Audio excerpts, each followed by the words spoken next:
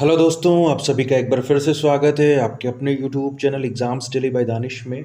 और आज मैं एक बार फिर से हाजिर हूँ आप तमाम लोगों के लिए यूपी टीईटी 2021 के लिए जो है पर्यावरण अध्ययन से संबंधित जो है 30 अति महत्वपूर्ण प्रश्न, जो कि आपसे यूपी टेट और अलग अलग स्टेट के जो टेट एग्ज़ाम होते हैं, शिक्षक पात्रता परीक्षा होती है, उसमें प्राथमिक स्तर पे आपसे ये जो प्रश्न हैं पूछे जाते हैं। तो अगर आप मेरे चैनल पे नए हैं तो मेरे चैनल को सब्सक्राइब कीजिए, वीडियोस को लाइक कीजिए, बेल आइकन को प्रेस कीजिए। चलिए शुरू करते हैं। क्वेश्चन नंबर 1 है, धारणीय या अस्थायी विकास की अवधारणा के सर्वप्रथम प्रतिपादक कौन थे? जो धारणीय या अस्थायी विकास की हम बात करते हैं, उस अवधारणा के जो है सर्वप्रथम प्रतिपादक कौन थे? तो ये थे ब्रंटलैंड। ठीक है, ब्रंटलैंड।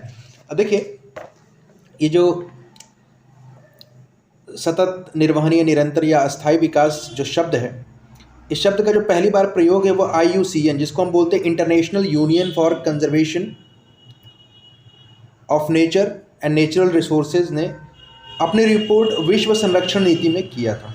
ठीक है, अब देखिए, धारणीय अथवा अस्थायी विकास वह विकास है जिसके अंतर्गत भावी पीढ़ियों के लिए आवश्यकताओं की पूर्ति करने की क्षमताओं से समझौता किए बिना वर्तमान पीढ़ी की आवश्यकताओं को पूरा किया जाता है। ठीक है, इस चीज़ का ध्यान रखिएगा। और इसका जो है इसकी अवधारणा के जो सर्वप्रथम प्रतिपादक थे ब्रंटलैंड थे। ठीक है, अगला प्रश्न है, अस्थायी विकास शब्द का पहली बार प्रयोग किसने किया था? तो मैंने आपको बताया IUCN जो है international union for conservation of nature and natural resources ने जो है अपनी रिपोर्ट विश्व संरक्षण नीति में किया था। ठीक है, इस बात का ध्यान रखिएगा।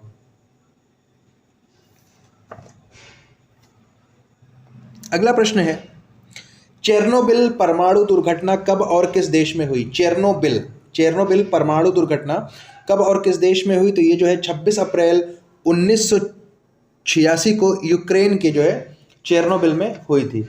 26 अप्रैल 1986 को यूक्रेन के चेरनोबिल में ये जो है दुर्घटना जो है वो हुई थी। ठीक है, इस बात का ध्यान रखना है हमको।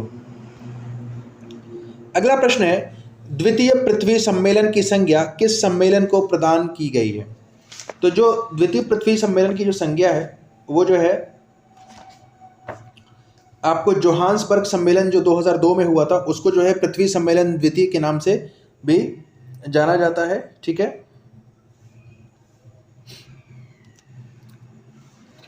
अगला प्रश्न है, धारणीय विकास के मुख्य 5 क्षेत्र कौन से हैं? तो आपका जो उत्तर होगा वो है जल, ऊर्जा, स्वास्थ्य, कृषि तथा जैव विविधता। जो धारणीय विकास है इसके 5 मुख्य क्षेत्र हैं। अगर आपसे ये प्रश्न पूछता है कि इसके कितने क्षेत्र हैं, तो धारणीय विकास के 5 मुख्य क्षेत्र हैं, वो है जल, ऊर्जा, स्वास्थ्य, कृषि तथा जैव विविधता। ठीक है, अगला प्रश्न है, भारत में धारणीय विकास के दृष्टिकोण से विद्युत उत्पादन का सबसे अच्छा स्रोत कौन सा है? ठीक है, तो भारत में जो है धारणीय विकास के दृष्टिकोण से, अस्थायी विकास के दृष्टिकोण से, निरंतर विकास के दृष्टिकोण से जो है उत्पादन का जो विद्युत उत्पादन का जो सबसे अच्छा स्रोत है वो है सौर, पवन एवं जल विद्युत ऊर्जा। ठीक है, सौर, पवन एवं जल विद्युत। देखिए, सूर्य की जो ऊर्जा है वो कभी खत्म नहीं होगी। ठीक है, और अस्थायी विकास की अगर हम बात करते हैं तो आज की जो वर्तमान पीढ़ी है, ठीक है, उसको जो हम लाभ पहुंचा रहे हैं बिना आने वाली पीढ़ी को नुकसान पहुंचाए। ठीक है, इसका ध्यान रखिएगा। भारत में गैर परंपरागत ऊर्जा स्रोत विभाग की स्थापना कब की गई थी? ठीक है, आपसे पूछा जा रहा है कि भारत में जो है गैर परंपरागत ऊर्जा स्रोत विभाग की स्थापना कब की गई थी? तो ये है जो आपका 1982 में की गई थी। ठीक है, 1982 में गैर परंपरागत ऊर्जा। ठीक है, गैर परंपरागत। अब क्वेश्चन ये उठता है कि गैर परंपरागत ऊर्जा जो है वो हम कहते किसको हैं? ठीक है, कहते किसको है? गैर परंपरागत ऊर्जा एग्जैक्टली होती क्या है? ठीक है, इसको आप बोल सकते हैं सौर ऊर्जा को, ठीक है, पवन ऊर्जा को, महासागरीय ऊर्जा को, भूतापीय ऊर्जा को, बायोमास ऊर्जा को, जैव ईंधन को आप गैर परंपरागत ऊर्जा बोलेंगे। इस चीज का ध्यान रखिएगा। ठीक है, अगला प्रश्न है राष्ट्रीय पर्यावरण अभियांत्रिकी शोध संस्थान। राष्ट्रीय पर्यावरण अभियांत्रिकी शोध संस्थान, जिसको इंग्लिश में हम बोलते हैं नीरी, NEERI, ठीक है, NEERI, कहाँ अवस्थित है? तो ये आपका अवस्थित है नागपुर में। इसको आप बोलेंगे नेशनल इन्वायरमेंटल इंजीनियरिंग रिसर्च, ठीक है, इंस्टीट्यूशन, ठीक है ना, इस चीज का ध्यान रखिएगा। अगला है पर्यावरण सुरक्षा अधिनियम, इन्वायरमेंटल प्रोटेक्शन एक्ट या इन्वायरमेंट प्रोटेक्शन एक्ट जो है को अन्य किस नाम से जाना जाता है? पर्यावरण सुरक्षा अधिनियम को अन्य किस नाम से जाना जाता है? तो पर्यावरण सुरक्षा अधिनियम को छाता विधान के नाम से भी जाना जाता है। छाता विधान के नाम से जाना जाता है, याद रखिएगा। अगला प्रश्न है भारतीय नवीकरणीय ऊर्जा विकास अधिकरण की स्थापना की गई थी। तो जो है आपका भारतीय नवीकरणीय ऊर्जा विकास जो है, इस अधिकरण की स्थापना जो है 1987 में की गई थी, ठीक है।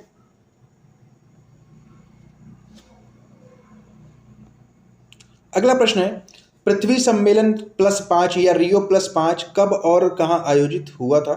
ठीक है, तो इसको आप बोलते हैं 23 से 27 जून, ठीक है ना, 23 से 27 जून के मध्य न्यूयॉर्क में, ठीक है, न्यूयॉर्क में, ठीक है।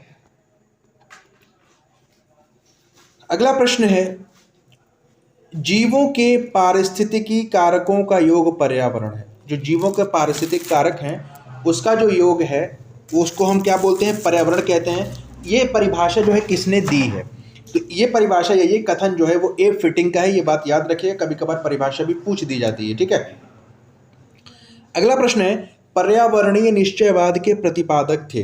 पर्यावरणीय निश्चयवाद के प्रतिपादक जो थे वो कौन थे? तो पर्यावरणीय निश्चयवाद के प्रतिपादक जो थे वो कार्ल रिटर थे, ठीक है, कार्ल रिटर। अगला क्वेश्चन है रियो 20 घोषणा पत्र का शीर्षक क्या था? तो जो रियो 20 था, ठीक है, उसका जो घोषणा पत्र था, उसका जो शीर्षक था वो आपका था the future we want. The future we want, याद रखिएगा, द फ्यूचर वी वांट, ठीक है। अगला प्रश्न है संयुक्त राष्ट्र संघ ने वर्ष 2002 को किसका अंतर्राष्ट्रीय वर्ष घोषित किया? संयुक्त राष्ट्र संघ ने वर्ष 2002 को किसका अंतर्राष्ट्रीय वर्ष घोषित किया था? तो याद रखिएगा सतत विकास का, ठीक है, सतत विकास का। अगला प्रश्न है विश्व पर्यावरण दिवस मनाया जाता है। तो ये हम सभी को पता है कि विश्व पर्यावरण दिवस जो है वो 5 जून को मनाया जाता है, ठीक है। अगला प्रश्न है इकोलॉजी, जिसको हम बोलते हैं पारिस्थितिकी, इस शब्द का सर्वप्रथम प्रयोग किसने किया था? तो अर्नेस्ट हैकेल ने किया था। अर्नेस्ट हैकेल ने इकोलॉजी शब्द का प्रयोग किया था। अगला प्रश्न है पारिस्थितिकी के जनक की संज्ञा प्रदान की गई है। तो पारिस्थितिकी के जनक की संज्ञा जो है अर्नेस्ट हैकेल को प्रदान की गई, अर्नेस्ट हैकेल को, ठीक है, अर्नेस्ट हैकेल को जो है पारिस्थितिकी की संज्ञा प्रदान की गई है, ठीक है। अगला प्रश्न है तंबाकू और सोयाबीन के पौधे कहलाते हैं। तो तंबाकू और सोयाबीन के जो पौधे हैं वो अल्पदीप्तिकाली कहलाते हैं। क्या कहलाते हैं? अल्पदीप्तिकाली, ठीक है, इस बात का ध्यान रखिएगा।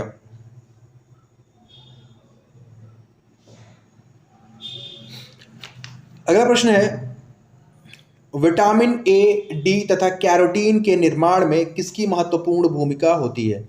तो विटामिन ए, डी और कैरोटीन के निर्माण में जो है प्रकाश की महत्वपूर्ण भूमिका होती है। ये बात बिल्कुल ध्यान रखने की है। शॉर्ट एंड सिंपल क्वेश्चंस मैंने सेलेक्ट किए हैं। अगर आप मेरे वीडियो को देख रहे हैं तो कृपया शुरू से लास्ट तक ज़रूर देखें। ये आपको विभिन्न एग्जाम के लिए भी मदद करेगा जिसमें पर्यावरण से संबंधित प्रश्न पूछे जाते हैं। और ख़ास करके ये जो वीडियो है यूपी टेट और अदर स्टेट टेट, जिसमें प्राथमिक स्तर में जो है आपको 1 से 5 में जो है प्राथमिक में पर्यावरण के क्वेश्चन पूछे जाते हैं, उसके लिए ये वीडियो ज़्यादा हेल्पफुल है। अगला प्रश्न है अल्पाइन वृक्ष भारत में किस ऊंचाई पर मिलते हैं? तो अल्पाइन जो वृक्ष होते हैं वो 3600 से 4000 मीटर की ऊंचाई पर मिलते हैं, ठीक है, अल्पाइन वृक्ष, ठीक है ना, अल्पाइन वृक्ष।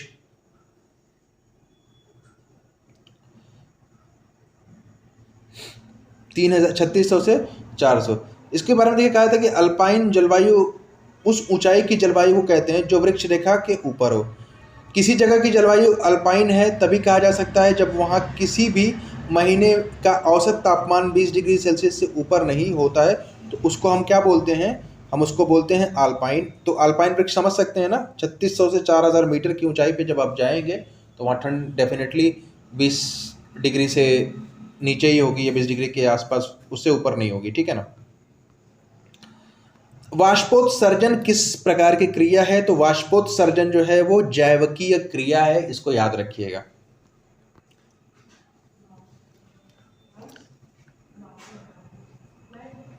नेक्स्ट क्वेश्चन है, अंकुरण के लिए बीजों को कम ताप पर रखना कहलाता है। तो अंकुरण के लिए जो है जब हम बीजों को कम ताप पे रखते हैं, न्यूनतम ताप पे रखते हैं, तो उसको हम बसंतीकरण कहते हैं, बसंतीकरण कहते हैं, ठीक है। अगला प्रश्न है, मरुद्भिद पौधों में प्रायः पत्तियां किसमें बदल जाती हैं? अब देखिए मरुद्भिद की बात अगर आप करेंगे तो वो ऐसे पौधे, ऐसे वनस्पतियां जो मरुस्थलीय इलाकों में मिलती हैं, ठीक है। तो मरुद्भिद पौधों में जो प्रायः पत्तियां हैं वो कांटों में बदल जाती हैं। अगला प्रश्न है, ये वनस्पतियों के सड़ने से कौन सी गैस निकलती है? तो अगर हम बात करेंगे वनस्पतियों के सड़ने की, तो वनस्पतियों के सड़ने से जो है मीथेन गैस निकलती है, मीथेन गैस निकलती है, ठीक है। अगला प्रश्न है, वायुमंडल में आर्गन गैस की कितनी मात्रा पाई जाती है? तो वायुमंडल में आर्गन गैस की 0.93% मात्रा पाई जाती है, मतलब 1% भी पूरी ये नहीं होती है। और सबसे ज़्यादा जो है नाइट्रोजन पाई जाती है, आपको पता है लगभग 78% के आसपास नाइट्रोजन पाई जाती है, और 20 दशमलव कुछ जो है लगभग 21% मानते हैं लोग ऑक्सीजन मिलती है हमको, ठीक है। इस चीज़ का ध्यान रखिएगा। अगला प्रश्न है, संसार का सबसे बड़ा लोयस मैदान किस देश में स्थित है? तो संसार का जो सबसे बड़ा लोयस मैदान है वो चाइना, चीन में स्थित है। संसार का सबसे बड़ा लोयस मैदान जो है वो चीन में स्थित है। अगला प्रश्न है, वायु द्वारा उड़कर दूसरे स्थानों पर पहुंची मृदा कहलाती है। मतलब हवा से जो उड़कर मिट्टी एक स्थान से दूसरे स्थान पर जाती है, तो उस मिट्टी को हम क्या कहते हैं? तो उस मिट्टी को हम वातोड़ कहते हैं, वातोड़ मृदा कहते हैं, ठीक है। अगला प्रश्न है, मृदा में औसतन कितना प्रतिशत कार्बनिक पदार्थ पाया जाता है? अर्थात मिट्टी में जो है लगभग कितना प्रतिशत कार्बनिक पदार्थ पाया जाता है? तो आपका आंसर होगा जो है 5%। मृदा में जो मिट्टी में है औसतन जो है एवरेज रूप में जो है कार्बनिक पदार्थ जो होता है उसकी जो मात्रा होती है वो 5% होती है। अगला प्रश्न है, सर्वाधिक कार्बनिक पदार्थ किस मृदा में पाया जाता है? सबसे ज़्यादा जो कार्बनिक पदार्थ है वो किस मिट्टी में, मृदा का अर्थ है मिट्टी से, किस मिट्टी में पाया जाता है, किस प्रकार की? तो पीट मृदा, पीट, ठीक है, पीट मृदा में सबसे ज़्यादा कार्बनिक पदार्थ पाया जाता है। क्लोरोफिल के निर्माण के लिए अति महत्वपूर्ण, ये थोड़ा सा नीचे कट गया है, क्लोरोफिल के निर्माण के लिए जो है अति महत्वपूर्ण तत्व क्या है? तो याद रखिएगा कि क्लोरोफिल के निर्माण के लिए अति महत्वपूर्ण जो तत्व है उसको आप बोलते हैं मैग्नीशियम, ठीक है, मैग्नीशियम। लास्ट वाला जो 31 नंबर का प्रश्न है उसका उत्तर है मैग्नीशियम। प्रश्न इस प्रकार है कि क्लोरोफिल के निर्माण के लिए कौन सा जो तत्व है वो अति आवश्यक है, बहुत ज़रूरी है। तो याद रखिएगा कि क्लोरोफिल के निर्माण में जो मैग्नीशियम है वो बहुत ही ज़्यादा ज़रूरी है, ठीक है। तो ये थे आज आपके पर्यावरण अध्ययन से संबंधित कुछ डायरेक्ट 30 से 31 प्रश्न थे ये, जो कि आपकी आगामी यूपी टीईटी की परीक्षा और अदर जो स्टेट टेट एग्जाम होंगे या शिक्षक भर्ती की जो परीक्षा होगी उसमें आपसे पूछा जा सकता है। तो कृपया इस वीडियो को अगर आप देखें तो पूरा देखें। अगर आप मेरे चैनल पर नए हैं तो मेरे चैनल को सब्सक्राइब करें, वीडियोस को लाइक और शेयर करें और बेल आइकन को भी प्रेस करें ताकि आगे आने वाली वीडियोस की नोटिफिकेशंस जो है आपको समय से मिल सकें।